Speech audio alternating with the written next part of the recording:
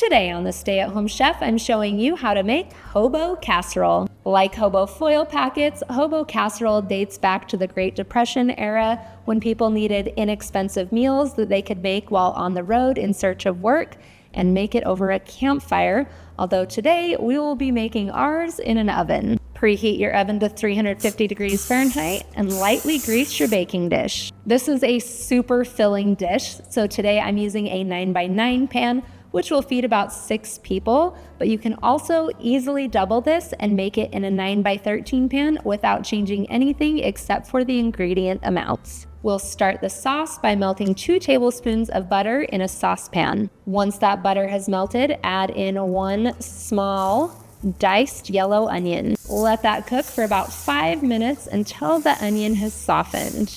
Then we'll sprinkle in 2 tablespoons of all-purpose flour. Stir it in and let it cook for just about 1 to 2 minutes so you can cook off any floury taste. Then we'll pour in half a cup of chicken broth, half a cup of heavy cream, and half a cup of sour cream.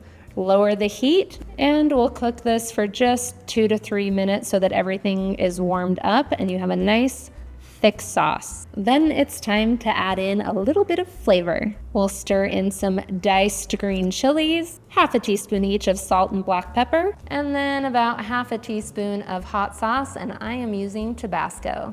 Give it a stir until everything is mixed in, and then we'll set this aside. Stay at the stove and get a skillet heating over medium-high heat. We're gonna brown 1 pound of ground beef, and today I'm using 85-13, but you can also use leaner.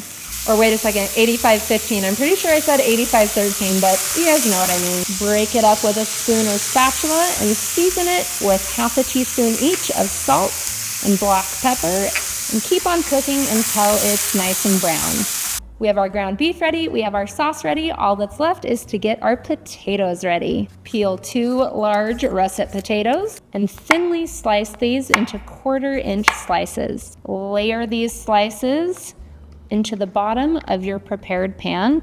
And you just want an even layer, but of course eyeball it, you don't have to be exact. Grab your ground beef and layer that on. Then grab your sauce and drizzle that over the top of the ground beef and potatoes evenly so that it can soak all the way through. Sprinkle on about 1 cup of shredded cheddar cheese. I like to use Sharps because it has more flavor. And then of course, freshly shredded always melts better. We're gonna cover this loosely with some aluminum foil, and then we're gonna bake this in the 350-degree oven for 50 minutes until the potatoes on the bottom are tender. After 50 minutes, remove the aluminum foil and bake for an additional 10 minutes so you can get that cheese nice and bubbly and browned. And then you are ready to eat. All right, let's give it a try. Simple comfort food right here.